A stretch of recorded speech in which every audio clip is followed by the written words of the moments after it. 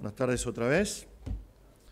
Vamos a abrir nuestras Biblias en Juan 8. Vamos a ir al Señor en oración antes de comenzar.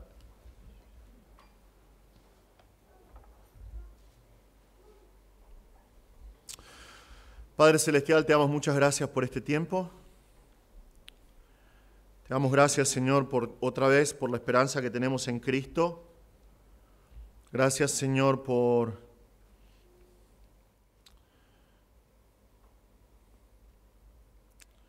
la verdad que cantábamos recién, Señor.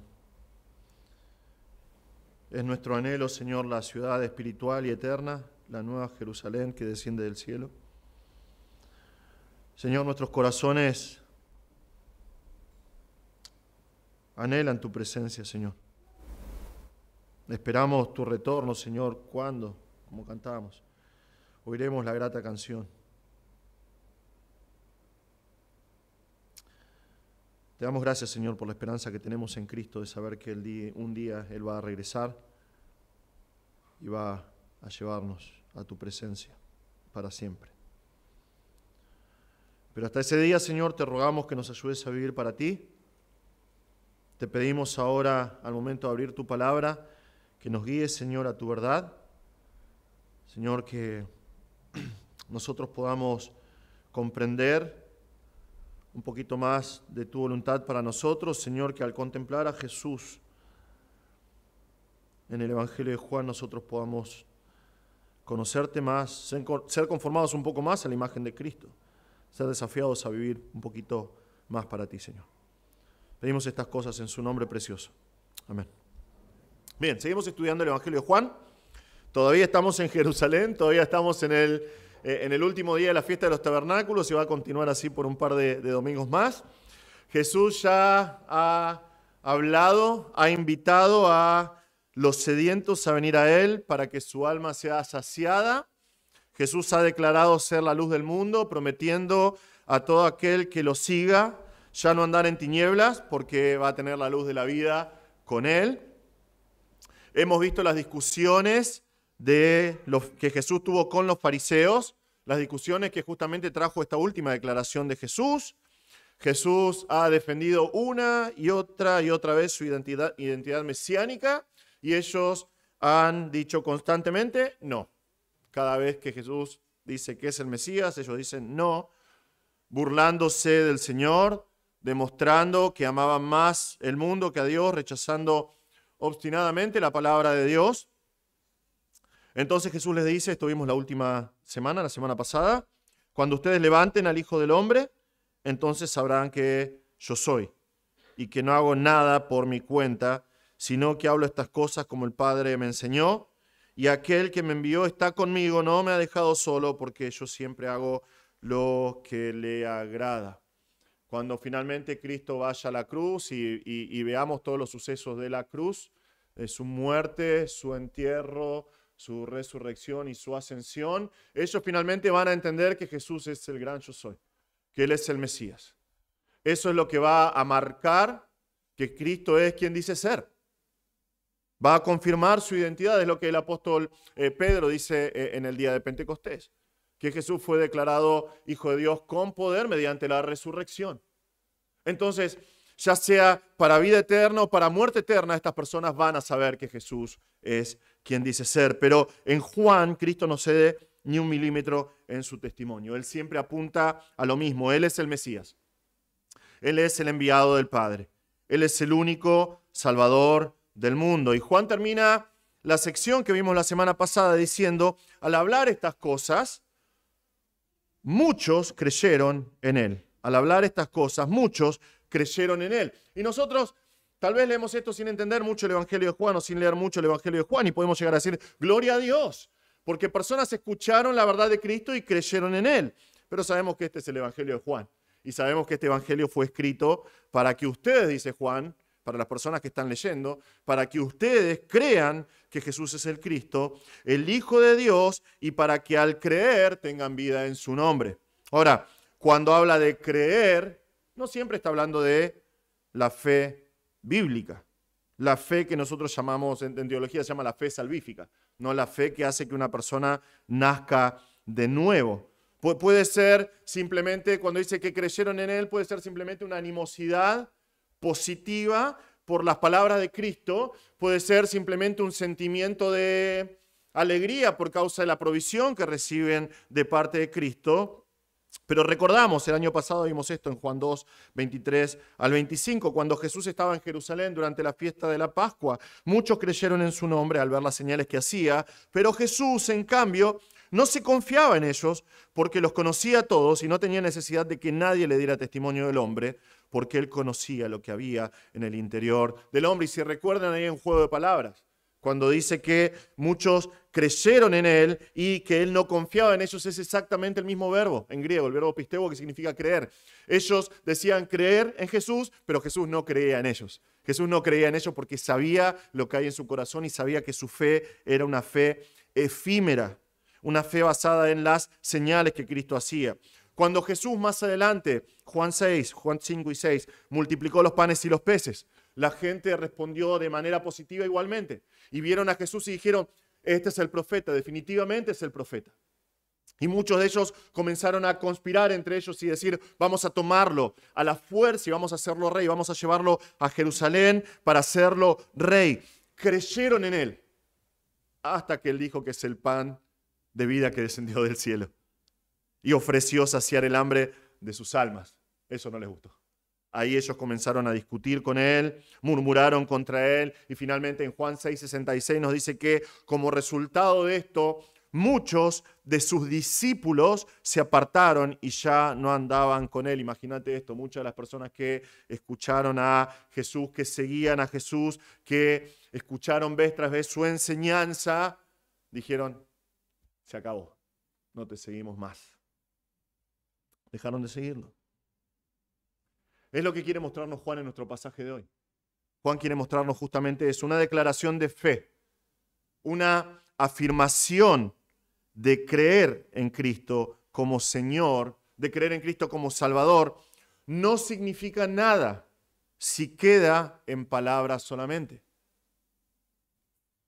Es más, unos versículos más adelante, Cristo va a seguir hablando con estas personas que dicen creer en Él. Y Jesús les va a decir, ustedes son de su padre el diablo.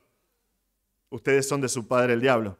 A través de la historia, esto es lo que ha sucedido una y otra vez con el nombre de Jesús. A través de la historia, muchos han dicho creer en Cristo para luego apartarse. Estas personas que leemos acá en Juan 6:66 no son los únicos. No son los únicos que dijeron creer en Jesús para después apartarse de Jesús. El mismo apóstol Juan, en su primera epístola, llama a estas personas los anticristos. Los anticristos. Y dice que salieron de nosotros, pero en realidad no eran de nosotros. Ahora imagínate esto en tu cabeza por un segundo.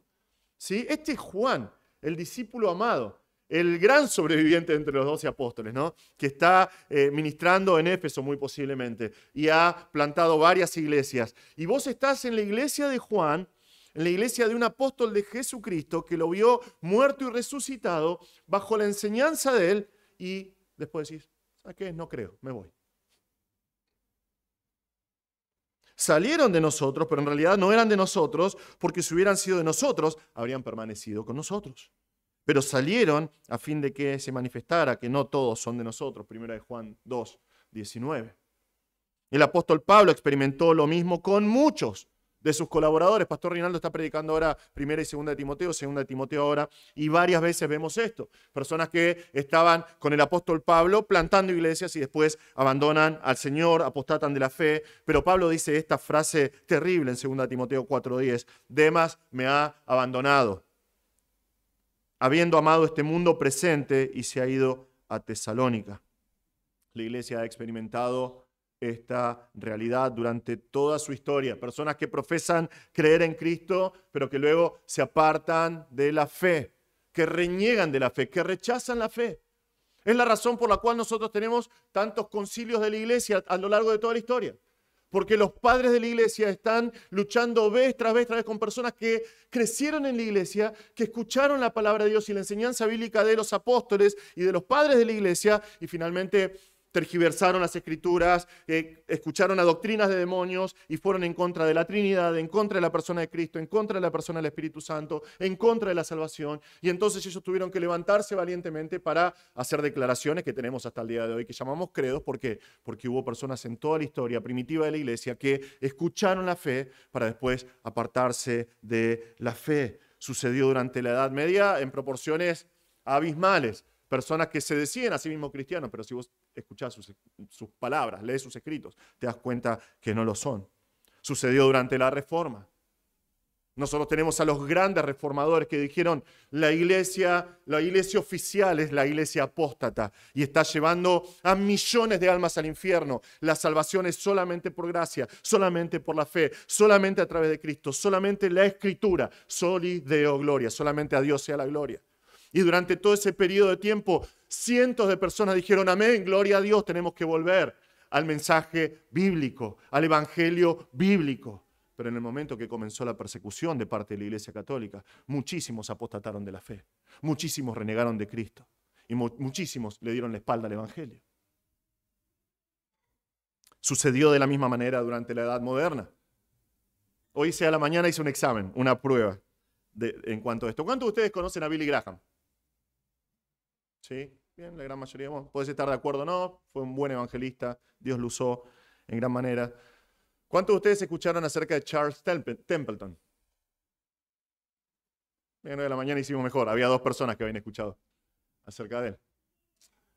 En la década del 50, de 1950, cuando Billy Graham comenzó a predicar, comenzó con su ministerio evangelístico, eran dos personas, eran Billy Graham y Charles Templeton. Y es más, Charles Templeton era el que brillaba, era la persona que llevaba adelante el ministerio. Era más capacitado para hablar, era mucho mejor evangelista, era mucho más elocuente en sus palabras. Siempre le hacía sombra a Billy Graham. Impresionante, ¿no? Nunca escucharon acerca de él. En menos de 10 años, él se declaró ateo, en contra de Cristo y en contra de todo lo que tiene que ver con la palabra de Dios. Porque la historia está llena de personas que dicen creer en Cristo, pero que realmente no creen, que no creen. Esta ha sido una realidad desafiante para muchos cristianos a través de toda la historia. El año pasado, un compañero de la maestría que estoy haciendo en el Masters me compartió un artículo de un pastor enfrentado con esta realidad de personas que dicen creer en el Evangelio, pero no creen, y escribía esto, y cito, alguien que me explique entonces. De verdad que no entiendo por qué es que repetidas veces, casi con frecuencia infinita, debemos estar motivando a los cristianos, entre comillas, a seguir las pisadas de Cristo. ¿Serán verdaderamente cristianos? Porque no entenderé nunca cómo sería estar repitiendo y tratando de que un gato sea un gato o a un ratón que sea un ratón. Estoy frustrado en mi oficio de arriero y pastor y no creo que recibiré consuelo de ello en esta vida. Lo mismo una y mil veces, motivando al santo a que sea santo, al piadoso a que sea piadoso, al nacido de nuevo a que sea nacido de nuevo, al amador de Cristo a que ame a Cristo, motivando a los justos a ir a las reuniones de oración y al culto a Dios. No. Ay, ay, ay, qué frustración. Ayúdeme a alguien. A lo mejor mi caso no cuenta y he entendido mal la vida cristiana. Fin de la cita. Este tipo de frustración es normal en pastores, es normal en líderes, es normal en laicos, porque nos deja con la pregunta, ¿podemos saber quién realmente ha creído en Cristo? ¿Podemos nosotros saber quién realmente creyó en el Señor como su Salvador? Bueno, la respuesta a esa pregunta es un rotundo sí.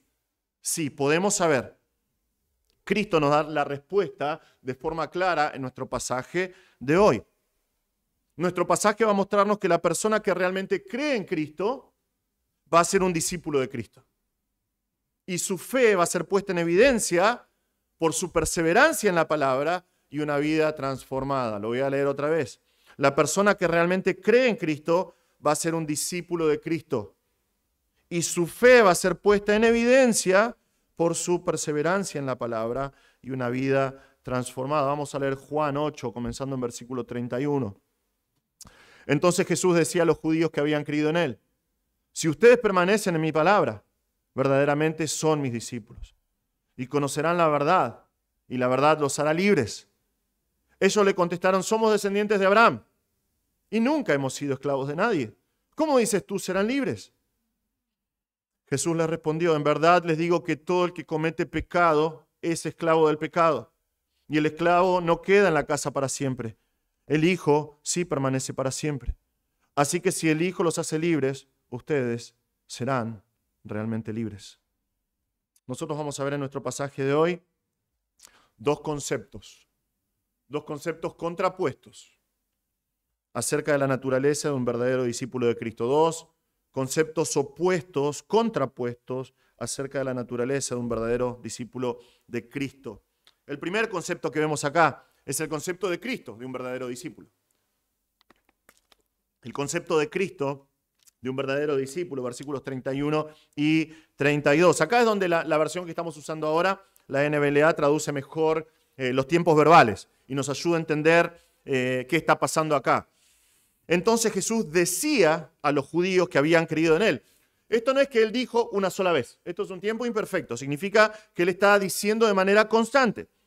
Nos da la idea de repetición. Está diciendo varias veces lo mismo a estas personas para que entiendan bien lo que está tratando de comunicar, que entiendan lo que eso implica. ¿Qué es lo que está diciendo Jesús constantemente? Él les dice, si ustedes permanecen en mi palabra, verdaderamente son mis discípulos y conocerán la verdad y la verdad los hará libres. Para el Señor, las palabras no bastan, no son suficientes. No son suficientes, no significan nada para el Señor. La persona que realmente cree es alguien que sigue, punto. No hay grises acá. No hay excusas delante del Señor. El Señor lo dice claramente. El que cree es un discípulo. El que cree es alguien que adhiere a las enseñanzas de otro, que se compromete a seguirlo para aprender y cambiar la manera en que vive. Es alguien que se moldea su vida tomando como base lo que le enseña un maestro. La persona que realmente cree es una persona que sigue, que es un discípulo. Ahora, esto no es exclusivo del cristianismo. Los filósofos griegos también tenían discípulos. Pero lo que es exclusivo del cristianismo es la necesidad de seguir solamente a Jesús hasta el fin. Los griegos tenían sus discípulos, pero si vos eras un discípulo de un filósofo griego, vos podías cambiar de maestro, no había problema. Vos podías cambiar de escuela de filosofía, no había ningún problema. Literalmente, vos podías cambiar de lo que decía tu maestro que iba para allá a lo completamente opuesto y no había problema. Pero no sucede así con el discípulo de Cristo. No sucede así. Vamos a analizar estas palabras con más profundidad un poquito más adelante. Pero para Jesús, para el Señor, la prueba contundente de que alguien creyó verdaderamente en Él es que sea un discípulo. Y fíjense que acá esto es, y ustedes son, está diciendo, no van a ser. Jesús no está dando una posibilidad. Si ustedes hacen esto, algún día tal vez van a llegar a ser. No, lo dice en tiempo presente. Si ustedes permanecen en mi palabra, verdaderamente son hoy mis discípulos. Entonces, ¿cómo podemos saber que alguien realmente creyó en Cristo? Es un discípulo desde el momento en que cree y aprende durante toda su vida hasta el fin de su vida. ¿Cuál es el concepto que tiene Jesús de un verdadero discípulo? Bueno, lo vamos a ver en tres partes. Primeramente vemos acá el hábito del verdadero discípulo. Vemos el hábito del verdadero discípulo. Él dice, si permanecen en mi palabra, verdaderamente son mis discípulos. Cristo describe a la persona que verdaderamente cree en Él, es un discípulo. Lo sigue. Pero ¿cómo sabes que lo sigue? Porque permanece en la palabra de Cristo. Permanece en la palabra de Cristo. El discípulo es un hombre, una mujer de la palabra. Es una persona de la palabra. No es un erudito del griego o del hebreo. Puede ser, si vos querés agonizar realmente con el griego, si querés volverte loco aprendiendo a leer al revés en hebreo, lo puedes hacer. Es una gran bendición. Pero no tenés que ser un erudito. Tenés que ser alguien que permanece. Permanece. Y Juan usa un montón este verbo, permanecer, en el griego. Significa alguien que mora, alguien que habita, alguien que se queda en un lugar de manera habitual y constante, acostumbrándose a su entorno. Para el discípulo de Cristo, ese hábitat, ese lugar en el cual mora cómodamente es la palabra de Cristo. Permanece en la palabra para entenderla y para obedecerla. Es lo que marca un verdadero discípulo de Cristo, alguien que permanece en la palabra de Cristo, punto. No hay excusas, no hay excusas. El discípulo de Cristo permanece en la palabra de Cristo. Para Jesús, que es el Señor, no hay otra forma, no hay otra manera de demostrar la verdadera fe. Es alguien que es un discípulo que sigue y permanece en la palabra. La persona que no permanece no es un discípulo y por ende nunca creyó. Punto. Puede gustarte, puede no gustarte. Mi única responsabilidad como pastor es predicar lo que dice la palabra de Dios y te das cuenta, ¿no? Si tenés la Biblia que tiene las palabras de Jesús en rojo, está en rojito, ¿no? Jesús lo dice. Discutí con el Señor, conmigo no, por favor, porque es lo que dice la palabra de Dios. El que no permanece en la palabra de Dios no es un discípulo y no creyó, punto. ¿Por qué es necesario que ese sea el hábito del verdadero discípulo? Bueno, por el recurso que el verdadero discípulo encuentra en la palabra. Vemos el recurso del verdadero discípulo. Él dice, y conocerán la verdad. Conocerán la verdad, acá sí es un verbo futuro. Porque es la condición. Si permaneces en la palabra de Dios, si habitas en la palabra de Dios, el resultado final es que vos vas a conocer la verdad. La razón por la que el discípulo de Cristo es llamado a permanecer en la palabra es porque a través de la palabra puede llegar a conocer la verdad. No hay otra manera. No hay otra manera. Dios no te va a mandar un rayo iluminador de la verdad. Y vas a decir, eso dice la palabra de Dios. No va a pasar. Es por medio de la palabra que conoces la verdad. No hay otra manera. Es por medio de la lectura de la palabra. Es por medio de la meditación constante de la palabra. Viene ese conocimiento.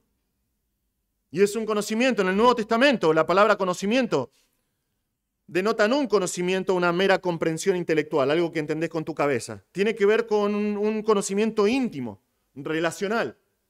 Hoy a la mañana decías la diferencia entre la relación que tenés con tu jefe con la relación que tenés con tu papá.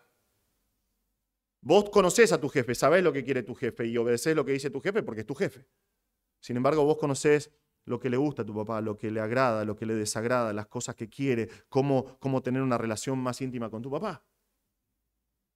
Y es de ese tipo de conocimiento que está hablando Cristo acá. Es por medio de la meditación constante de la palabra de Dios que viene el conocimiento de la verdad. La verdad. Ahora el mundo se enoja mucho con esto. Se enoja mucho con esto, con este concepto, porque cuando vos hablas acerca de la verdad, te dicen, no. Esa es tu verdad. Y yo tengo mi verdad. Ninguno es dueño de la verdad. ¿Sabes qué? Estás equivocado. Hay un dueño de la verdad, es Dios. Porque Él es verdad. Es su atributo. Es su naturaleza. Él es verdad. Hace un tiempo atrás hablaba acerca de la verdad con un compañero de trabajo. Un compañero de trabajo que amo mucho realmente, pero que tiene todos los vicios, ¿no? Es de izquierda, subversivo, vegano, tiene todo. Y me decía, no está bien lo que vos decís, porque sos muy dogmático, porque no existe la verdad absoluta. Y me dejó el terreno, ¿no? Eso es una verdad absoluta, le digo. No, sí. Le digo, vos me estás diciendo no hay verdad absoluta, punto. Lo estás diciendo con dogmatismo, es una verdad absoluta. No, eso es un oxímoron, pero ya lo agarré, ¿no? Y seguimos hablando, pero me hizo reír. Existe la verdad. Podemos conocer la verdad. Está en las páginas de tu Biblia. Nosotros podemos conocerla en nuestras vidas y vivir de acuerdo a esa verdad. La verdad de la palabra de Dios nos moldea nuestras mentes. Ahora, yo pensaba en esto mientras preparaba el mensaje esta semana y pensaba, esto es maravilloso.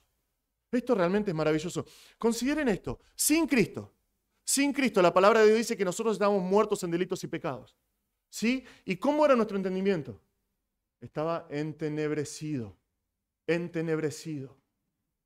sin entendimiento alguno, sin capacidad para razonar, sino seguir lo que nuestro corazón, muerto por el pecado, nos decía que teníamos que hacer. Y ahora, en Cristo, tenemos la posibilidad de permanecer en la palabra de Dios y conocer la verdad y dejar que nuestra mente sea moldeada por la verdad, de tal manera que el apóstol Pablo dijo en 1 Corintios 2:16 a los corintios, que eran un desastre de iglesia, pero nosotros tenemos la mente de Cristo. ¡Qué obra de la gracia de Dios! ¡Qué poder transformador que hay en la palabra de Dios! Que una persona que antes era enemiga de Dios y muerta en delitos y pecados, espiritualmente muerto y entenebrecido, embotado por completo, ciego espiritual, puede decir hoy, tengo la mente de Cristo. Es posible para el discípulo de Cristo aprender a pensar como su maestro piensa, porque su mente es moldeada por la verdad. Es posible que esto es un milagro, hermanos. Y es un gran privilegio que tenemos, de ir evaluando cada aspecto de nuestras vidas, cada decisión que tomamos, cada acción que hacemos, en base a la mente de Cristo, si es que la verdad, si llegamos a conocer la verdad. Ahora, ¿puede verse esa verdad reflejada en el discípulo de Cristo? Por supuesto. Vemos finalmente en este punto el fruto del verdadero discípulo. El fruto del verdadero discípulo. Jesús dice, y conocerán la verdad, y la verdad los hará libres. Conocerán la verdad, y la verdad los hará libres. En español usa, para ayudarnos a entender, usa un verbo y un adjetivo, pero en griego es un solo verbo. La verdad los libertará. La verdad va a llevarlos a libertad, básicamente, dice el Señor. La idea es que estoy preso o soy un esclavo y la libertad me abre la puerta. La verdad, me abre la puerta a la libertad. La verdad rompe las cadenas que me esclavizan. La idea de libertad no es que yo pueda hacer lo que quiera. No, eso es el concepto mundano, humano de la libertad. Ahora puedo hacer lo que quiera. Esta mañana el Señor me proveyó del ejemplo especial para eso. Estábamos saliendo marcha atrás con el auto de casa y aparece una pobre chica prácticamente desnuda, viniendo a una fiesta, aparentemente una fiesta, ¿no? Y tuve la oportunidad de hablar con mis hijos, ¿no? Esto es porque la gente piensa, yo soy verdaderamente libre, entonces voy a hacer lo que quiera, aunque se avergüence públicamente y se exhiba públicamente. Pero es lo que hace la libertad, el concepto de libertad del mundo. Puedo hacer exactamente lo que quiera. Hace unos años se hizo muy popular a nivel mundial una canción que decía libre soy, libre soy, libre soy. No se asusten, el pastor no vio la película esa. Estuve googleando para averiguar algunas cositas en cuanto a eso. Yo no vi Frozen, pero tenemos que decir, Elsa, estás equivocada. ¿Entienden la idea, no? Libre soy, yo puedo hacer lo que quiera. Y Jesús dice, no, no es así. Eso no es libertad, es libertinaje, es lo que el apóstol Pablo dice en Gálatas 5:3, usar la libertad como pretexto para la carne. La verdad te hace libre. La verdad te hace libre realmente. La verdad rompe las ataduras que tenés con el pecado. La verdad te hace entender la mente de Dios y la verdad te da la capacidad y el entendimiento para poder seguir a Cristo. El discípulo de Cristo es alguien que vive en verdadera libertad por medio de la palabra de Dios. Es por medio de la palabra que conocemos la verdad y la verdad nos hace libres. Porque siendo lleno de la verdad, es interesante como la palabra de Dios muestra que una persona llena de la palabra es una persona que puede estar llena del Espíritu Santo. Porque el Espíritu Santo trabaja en su plena capacidad, guiándonos a toda verdad. Y para eso necesitamos estar llenos de la palabra de Dios. Es lo que dice Pablo en 2 Corintios 3:17. Ahora bien, el Señor es el Espíritu. Y donde está el Espíritu del Señor, hay libertad. Hay libertad. Cuando yo soy lleno de la palabra de Dios, le doy los recursos al Espíritu Santo para que me guíe a la verdad. Y es ahí cuando tengo verdadera libertad. Es lo que dice Santiago, el medio hermano del Señor, en Santiago 1:25. Pero el que mira atentamente a la ley perfecta, ¿la ley de qué? La ley de la libertad. Y permanece en ella, no habiéndose vuelto un oidor olvidadizo, sino un hacedor eficaz, este será bienaventurado en lo que hace, en todo lo que hace. Hermanos, Cristo nos deja en claro que es posible saber quién es la persona que cree en Él realmente. Es alguien que Es verdaderamente su discípulo, alguien que lo sigue, y eso lo demuestra por permanecer en la palabra, alguien que por medio de la palabra va a conocer la verdad, y alguien que por medio de esa verdad que conoce manifiesta verdadera libertad cristiana. Hermanos, este pasaje nos enfrenta con una cruda realidad, una crudísima realidad. No todo el que dice creer en Cristo realmente cree. No todo aquel que dice que es cristiano realmente va a pasar la eternidad con Cristo. Es el primer mensaje que vimos cuando comencé mi ministerio en esta iglesia como el pastor principal, Mateo 7. Muchos en aquel día me van a decir, Señor, Señor. Y el Señor va a decir, salgan de acá, nunca los conocí. Nunca los conocí. No todo el que dice ser un discípulo de Cristo permanece en la palabra. No todo el que se llama a sí mismo cristiano es verdaderamente libre. Entonces, porque soy el pastor y estoy obligado, déjame hacerte algunas preguntas en cuanto a este pasaje. ¿Creíste realmente en Cristo? ¿Creíste realmente en Jesús? Eso solo va a ser determinado por tu permanencia en la palabra. Tu permanencia en la palabra. Vas a tener un hambre por la palabra, vas a tener un deseo de estar en la palabra, de morar en la palabra. ¿Sos una persona de la palabra? ¿Sos una persona que permanece, que habita en la palabra de Cristo? ¿Es la costumbre de tu vida ir de manera constante a la palabra de Dios?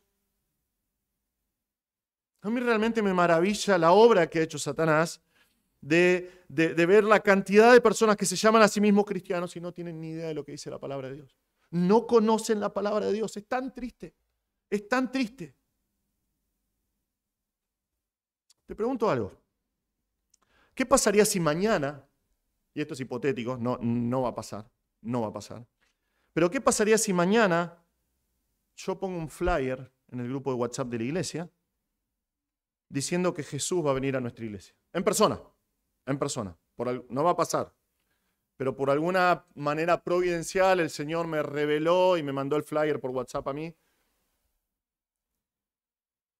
diciendo que va a venir a nuestra iglesia. Personalmente, a este púlpito va a dar una serie de enseñanzas durante un par de días, encima gratis. Gratis, porque ahora es la tendencia de todos los pastores aparentemente que son un poquito reconocidos a hacer conferencias, cobrar, ¿no? Para sí, se sostienen por medio de esos macanudos, pero Jesús va a venir gratis. ¿Cuántos miembros de esta iglesia vendrían? ¿Cuántos miembros de la iglesia que hace años que no están congregándose siendo miembros todavía vendrían?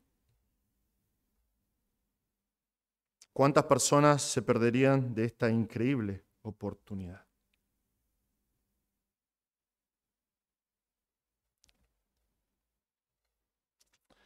Sin embargo, hermanos, es el privilegio que nosotros tenemos cada día.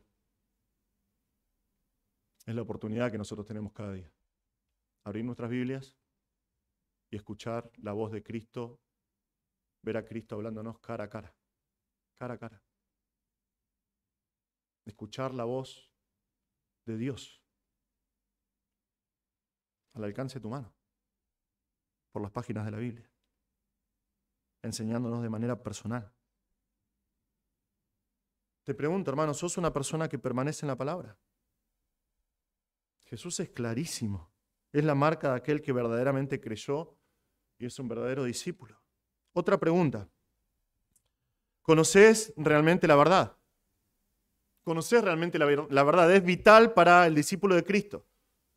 No tener un mero conocimiento intelectual, superficial, sino un profundo entendimiento de la forma de pensar de Dios. Porque nosotros podemos memorizar cientos de versículos que solamente quedan en nuestro cerebro, pero no dejamos que decanten, que queden en nuestro corazón, que afecten nuestro corazón y no dejamos que moldeen nuestra mente a la mente de Cristo. Entonces te pregunto, hermano, ¿tenés la mente de Cristo?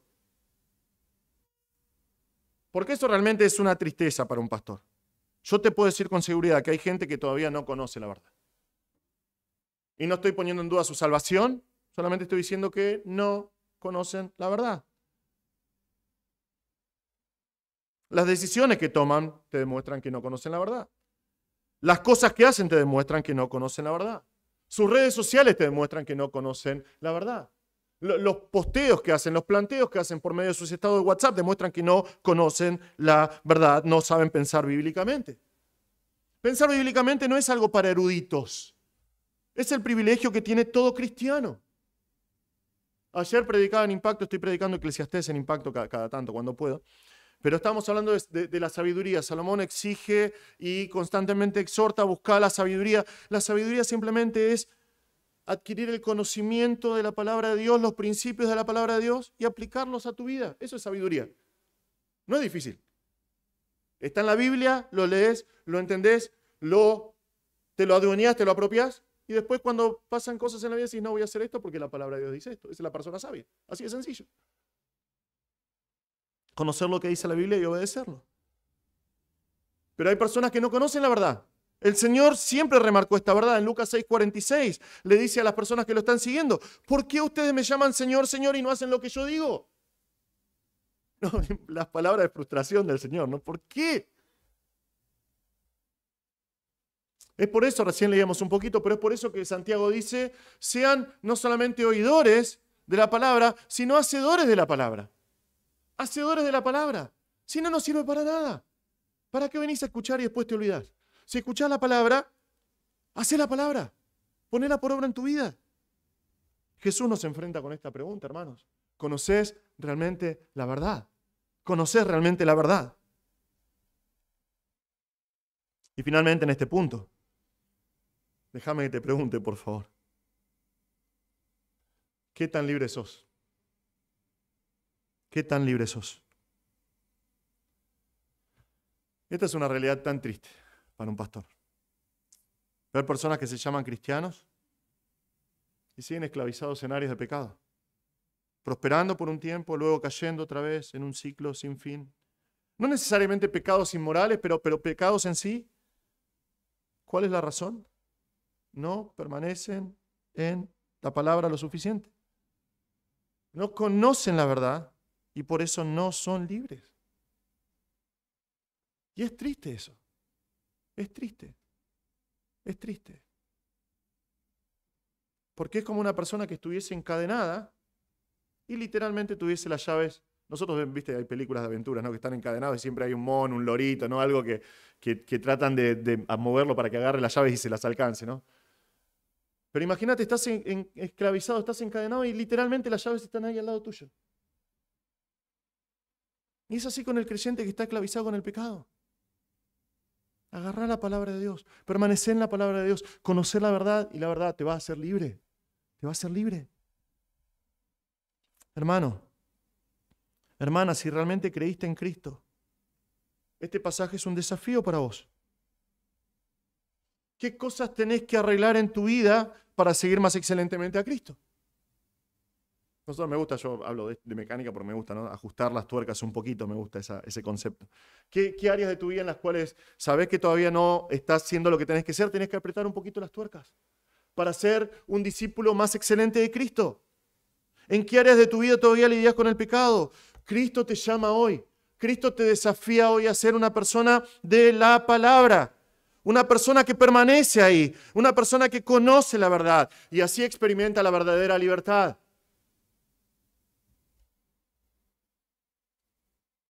Pero ese es solamente el concepto de Cristo, del verdadero discípulo. Tenemos un concepto más acá. Vemos, en segundo lugar, el concepto humano del discipulado. El concepto humano del discipulado. Me gusta cómo va evolucionando el pasaje acá. A medida que estos hombres van hablando, dejan en claro que realmente no creen en Jesús. No conocen a Jesús y no creen en Jesús. Jesús fue tan claro en describir lo que significa ser un verdadero discípulo, pero estas personas no están muy de acuerdo con lo que dice el Señor. No están muy de acuerdo. Y vemos en estos versículos las características de un falso discípulo. Vemos primeramente la arrogancia del falso discípulo. La arrogancia del falso discípulo. Ellos le contestaron, somos descendientes de Abraham. Somos descendientes de Abraham. Su confianza estaba puesta en su estirpe, en su linaje. Recuerden, estos son judíos que conocen su Biblia. No, por lo menos de manera intelectual, pero la conocen. Y ellos conocían el pacto que Dios hizo con Abraham. Pacto que hizo en Génesis 15, Génesis 17, Génesis 20 y pico, 23 creo que es. Una y otra vez Dios le dijo a Abraham, lo llamó de Ur de los Caldeos y le dijo, en tu descendencia, primero le dijo, tu descendencia va a ser como las estrellas del cielo, como la arena del mar, te voy a dar una tierra que va a ser para ustedes de forma perpetua y en tu simiente van a ser benditas todas las naciones. Es parte del pacto que Dios hizo con Abraham. Ellos sabían esto. Estos judíos conocían el pacto de Dios con Abraham. Ellos sabían que ese pacto fue ratificado por Dios, no solamente con Abraham, sino con la descendencia de Abraham. Las mismas palabras que el Señor le dijo a Abraham, se las dijo a Isaac y se las dijo a Jacob. Entonces sabían que esto era así.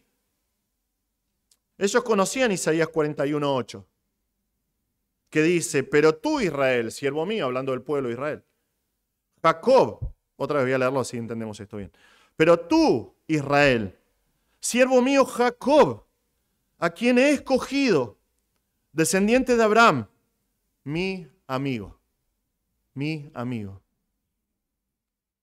Y ahora voy a hacer un paréntesis acá, ¿sí? Porque esto fue algo que me explotó la cabeza durante la semana mientras estudiaba. La palabra de Dios dice 3 veces que Abraham es amigo de Dios. Es maravilloso.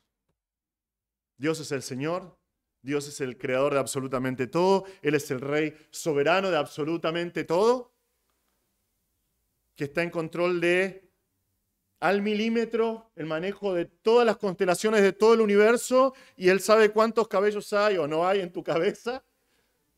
Él sabe cuando un gorrión muere, Él sabe absolutamente todo en toda la historia y es el Dios que desde la eternidad pasada hasta la eternidad futura va a ser Señor glorioso y majestuoso para siempre. Y Él dice, Abraham es mi amigo. Imagínate ser Abraham y decir, Dios me está llamando su amigo. Es sorprendente, es maravilloso. Dios es un Dios tan personal, tan personal. Cierro paréntesis y volvemos al texto. Ellos sabían esto y dicen, Jesús, somos descendientes de Abraham. Era su confianza. Jesús, no necesitamos seguirte a vos para ser salvos. No lo necesitamos. Jesús, ¿sabés quién era nuestro tatarabuelo? Abraham.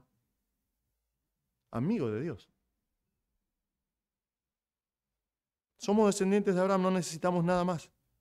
Eso nos garantiza la vida eterna. No necesitamos tu palabra, ni la verdad. Qué terrible el orgullo, la arrogancia de un falso discípulo. No solamente la arrogancia, sino que también vemos acá la ceguera del falso discípulo. Ellos dicen, no necesitamos la palabra de Cristo, no necesitamos seguir a Cristo porque somos descendientes de Abraham. Pero fíjense lo que dice. Ellos le contestaron, somos descendientes de Abraham y nunca hemos sido esclavos de nadie. ¿Cómo dices tú? ¿Serán libres? No tenemos necesidad de ser libres. Es interesante que ellos digan esto. Es súper interesante. Porque el pueblo de Israel, la historia de Israel es una historia de esclavitud. Es una historia de esclavitud. El Señor llamó a Abraham, ratificó su pacto con Isaac y con Jacob. Y nosotros terminamos de leer Génesis en Génesis 50 y tenemos a una tribu, a una familia de 75 personas morando en Egipto. Pero Israel, cuando comenzó a multiplicarse como pueblo, nació como pueblo esclavo, bajo el poder de Faraón en Egipto. El Señor, cuando llama a Israel y lo saca de Egipto y lo lleva a la tierra prometida, lo hace porque comienza con Israel siendo esclavo de Egipto. Y cuando llegaron a la tierra prometida, durante un par de años mientras estuvieron conquistando estaban más o menos bien, pero luego de la muerte de Josué vemos el libro de Jueces y vemos un ciclo de esclavitud constante en el cual el pueblo de Israel se alejaba del Señor, el Señor enviaba a un pueblo que los sometía en esclavitud y ellos se arrepentían y clamaban al Señor, Dios levantaba un juez que los liberaba y ellos volvían al Señor por un tiempito para otra vez volver al juicio, dejar al Señor vez tras vez, tras vez, tras vez. Entonces dijeron, no había rey en Israel y cada uno hacía lo que bien le parecía, entonces la solución es tener un rey. Y vemos que no funcionó de esa manera. Luego su tercer rey, después de Salomón, Roboam, su hijo, hizo un desastre. Y se dividió el reino en el reino del sur con Roboam y el reino del norte con Jeroboam. Y el Señor advirtió por medio de los profetas, sigan al Señor, vuelvan al Señor, no sean rebeldes. Y ellos vez tras vez dijeron, no, hasta que el Señor envió a Siria y los llevó cautivos. Los hizo esclavos. Y perdimos 10 tribus de Israel hasta el día de hoy. Y entonces decimos, ahora sí van a aprender el valor de la verdadera libertad y van a seguir al Señor para siempre. Las 2 tribus que quedaron al sur, vemos que no es así. Y muy poco tiempo después, luego de una y otra advertencia de parte del Señor, Dios envió a Babilonia. El libro de Daniel nos dice eso. Dios envió a Babilonia. Y los tomaron cautivos durante 70 años. Y estuvieron en esclavitud por 70 años. Hasta que el Señor en su misericordia los liberó y los envió a la tierra otra vez. Y ellos edificaron el segundo templo y dijeron, ahora sí, vamos a ser libres. Vinieron los griegos y los sometieron.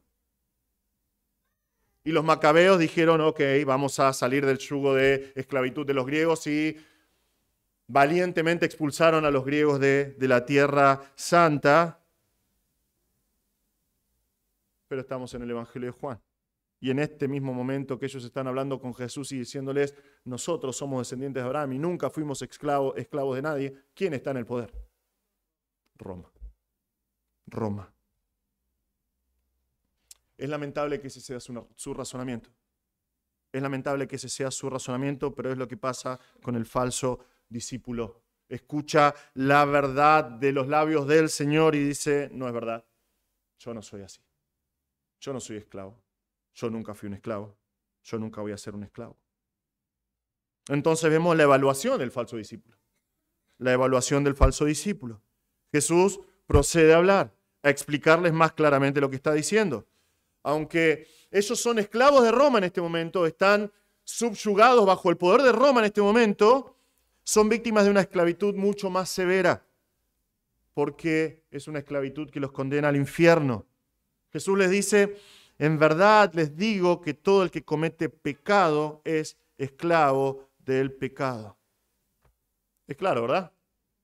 Es más, nuestra traducción no nos ayuda mucho, él dice en verdad, en griego Jesús está diciendo amén, amén. Amén, amén. Lo que voy a decirles es la pura verdad. Ustedes cometen pecado. Eso significa, literalmente, ustedes hacen pecado. Literalmente significa que ellos practican el pecado de manera constante. El pecado es lo que marca y define sus vidas. Ellos no tienen ningún tipo de poder sobre el pecado. Por lo tanto, son esclavos del pecado. Son esclavos del pecado. Estos hombres creían ser libres, creían que eran libres, y hacían creer a sus seguidores que también gozaban de la misma libertad, pero no era así. No era así. Pedro dice esto en 2 de Pedro 2:19, acerca de este tipo de falsos discípulos y falsos maestros. Les prometen libertad, mientras que ellos mismos son esclavos de corrupción. Pues uno es esclavo de aquello que lo ha vencido. Gran verdad de Pedro. Gran verdad de la palabra de Dios. Uno se vuelve un esclavo de aquellas cosas que lo vencen, aquellas cosas que le ganan. Uno que es vencido por el pecado, siempre es esclavo del pecado. No hay mucho que pensar acá. Uno que es vencido por el pecado siempre es esclavo del pecado. Y es por eso que Cristo les marca el fin que les espera si ellos no se arrepienten de su manera de pensar. Vemos acá el fin del falso discípulo. El fin del falso discípulo. El esclavo no queda en la casa para siempre. El hijo sí permanece para siempre, le dice Jesús. Ve la advertencia de Cristo. Advertencia que va a explicar mejor la semana que viene, en el próximo mensaje. Pero le dice, ustedes son descendientes de Abraham. Es verdad, yo sé que son descendientes de Abraham. Pero ustedes no son hijos de Abraham. Ustedes no son hijos reales de Abraham. Ustedes no viven de acuerdo a la fe de Abraham. Y Jesús les está diciendo acá, si vos sos esclavo del pecado, no permaneces en la casa para siempre. En este momento ellos están disfrutando de algunas bendiciones por pertenecer al pueblo de Dios, están llevando adelante las costumbres y los ritos del pueblo de Dios, pero no va a ser para siempre. Dice, ustedes son esclavos, no van a permanecer en la casa para siempre. ¿Por qué? Porque es lo que pasaba con un esclavo. Un esclavo estaba hoy y el día de mañana, si el dueño no le gustaba, bueno, lo echaba. O el día de mañana decía, bueno, ¿sabes qué? No me serví más, se lo vendía a otra persona y ya tenía que salir de la casa. Solo los hijos permanecen en la casa. ¿Por qué? Son hijos del dueño. Son hijos del amo. Cristo advierte al falso discípulo, tu permanencia no está asegurada. Tu permanencia no está asegurada. Sos esclavo del pecado y tarde o temprano vas a terminar en la perdición. Eso sí está garantizado. Eso sí está garantizado. El esclavo del pecado termina en el infierno. Para siempre. Hermanos, este es el concepto humano del discipulado. Estas son las características claras de un falso discípulo de Cristo. Yo soy descendiente de Abraham. Mi estirpe me garantiza la eternidad. Aunque las palabras cambian, la actitud siempre es igual con un falso discípulo, que pone su confianza en cualquier otra cosa que no sea el Señor.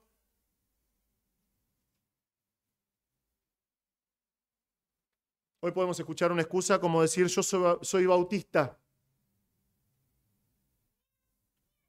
miembro de la legendaria Iglesia Bautista Misionera de Don Torcuato. Eso no quiere decir nada. Mis padres fueron a la iglesia toda la vida. No, como me dijo alguien hace muy poquito, yo tenía un tío que iba a la iglesia luterana. Y dice, macanudo, a mí me gusta el chocolate, no sé qué contestarle. Yo también soy un discípulo de Cristo. Cristo tiene una sola evaluación: esclavo de pecado. Esclavo del pecado, inconverso. Soy libre, dice el falso discípulo de Cristo. Nunca un esclavo.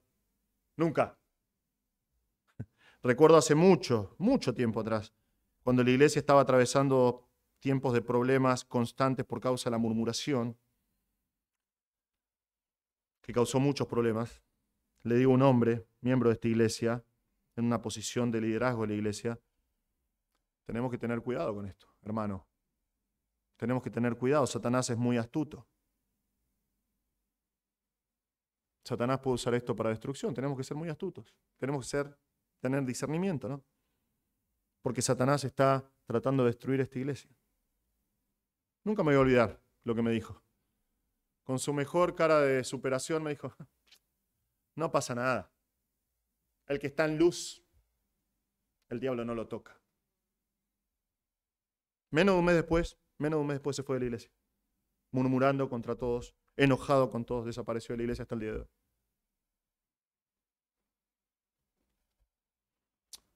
Porque, hermanos, es muy fácil caer en la arrogancia y en la ceguera de un falso discípulo. Es por eso que es vital para nosotros vivir en los principios del primer punto que vimos. Porque a estas personas que están hablando con Jesús acá les costó la eternidad. Otra vez, quiero remarcar esto una y otra vez, les costó su eternidad. En este momento están en el infierno, la gran mayoría de ellos. A nosotros, estando en Cristo, siendo salvos, bueno, nos puede costar nuestro llamado. Nos puede costar el propósito que Dios tiene para nosotros. Podemos pagar un precio muy alto por descuidar nuestro andar con el Señor. Y nuestras familias van a pagar el precio. Porque el que cede al pecado termina esclavizado por el pecado. El que se entrega al pecado termina siendo esclavo. Ahora imagínate qué esclavo, una vez libertado, vuelve y le dice a su antiguo amo, por favor, poneme las cadenas otra vez, quiero estar con vos. ¿Quién? Ninguno. Nadie.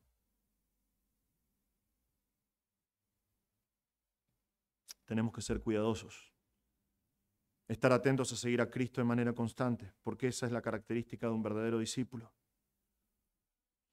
Ahora, esa fue una dura reprensión, durísima reprensión de parte del Señor para estos hombres. Pero me maravilla el Evangelio de Juan, porque en medio de esta represión tan dura de parte del Señor, la gracia de Cristo aparece otra vez y vemos finalmente la promesa al falso discípulo.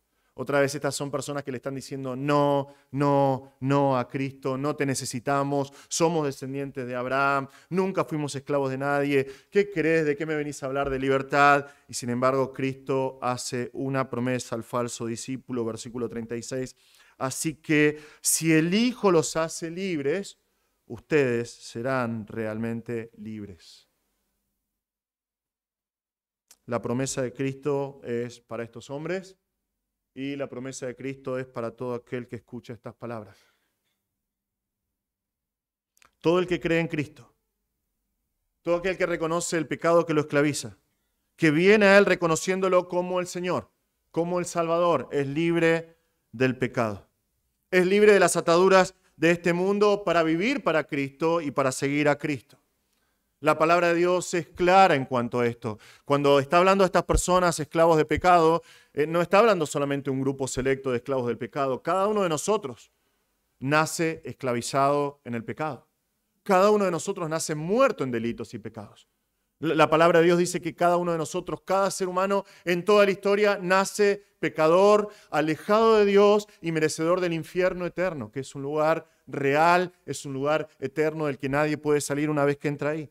Pero la palabra de Dios dice que Dios amó tanto al mundo que envió a Jesús, que es Dios que se hizo hombre para morir por nosotros en la cruz. Cristo cargó en esa cruz con tu pecado y el mío y promete, porque lo vemos en este pasaje, que si vos reconoces tu pecado, reconoces que sos un pecador y venís a Cristo pidiéndole perdón en arrepentimiento, Él te va a dar perdón y vida eterna.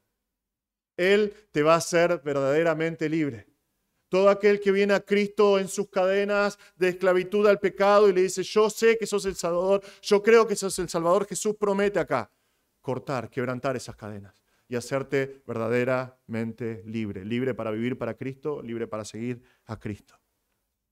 Si no conoces a Cristo todavía, estás en cadenas, esclavizado en pecado. Vení a Cristo hoy y Él promete hacerte libre. Una libertad que este mundo no conoce. Vení a Cristo hoy. Vamos a hacer otra prueba. Hoy a la mañana nos salió también. Hermano, te pregunto para terminar. ¿El Hijo te hizo verdaderamente libre? Bueno. A la mañana estaban todos como ahora, no sé si soy salvo, ¿no? ¿Estás en Cristo? ¿Creíste en Cristo? Te pregunto otra vez, ¿el Hijo te hizo verdaderamente libre? Mejor. Si es así, gloria a Dios. Gloria a Dios. Sos parte de una minoría muy chiquitita que realmente ha saboreado la verdadera libertad. La libertad del alma. La libertad que proviene de haber recibido la vida eterna de parte de Dios. Y si es así, Cristo te exhorta y Cristo te anima hoy. Si sos verdaderamente libre, si saboreaste la libertad que proviene de la sangre de Cristo, seguí buscando al Señor. Seguí buscando al Señor. No hay llamado más alto, no hay llamado más sublime para una persona que ser discípulo de Cristo. Es por medio de Él que conocemos la verdad en un mundo de mentiras. Es por medio de Él que conocemos la verdadera libertad. No hay cosa más preciosa que saberse salvo y saberse libre del pecado. Es el llamado más alto que una persona puede aspirar en este mundo. Saber que ha sido libertado del poder del pecado, que tiene hoy la misma vida de Cristo y que sabe que tiene la eternidad con el Señor asegurada. ¡Qué maravilla! ¡Qué milagro de parte del Señor! Si es así, hermano, seguí buscando en la palabra de Dios, seguí conociendo la verdad y seguí disfrutando de manera exponencial la verdadera libertad que esa verdad trae. Vamos a orar. Señor, te damos gracias por este tiempo. Te damos gracias, Señor, porque tu palabra es la verdad. Y es por medio de la verdad que nosotros podemos conocer lo que realmente significa ser salvo. Y podemos saber quién realmente cree. Podemos saber cómo realmente, si nosotros realmente creímos, Señor. Gracias por los parámetros que muestra la palabra de Dios. Yo te ruego, Señor, que nos ayudes a vivir para ti. Que nos ayudes a ser discípulos de Cristo más excelentes, discípulos que siguen a Cristo con más excelencia día a día, Señor, de mejor manera, con más compromiso, con más denuedo, con más osadía, Señor. Ayúdanos a ser cada día más personas de la palabra, personas que conocen la verdad, personas que saborean cada día más la libertad que hay en Cristo. Y te ruego, Señor, en el nombre de Jesús, que si hay alguien que todavía no conoce a Cristo y que está todavía esclavizado y en cadenas, que por favor esta noche sea el día de su libertad, que esta noche sea el día que viene a Cristo para experimentar la verdadera libertad. Señor, bendice ahora la canción que vamos a cantar y el resto de nuestra reunión pedimos en el nombre de Jesús. Amén.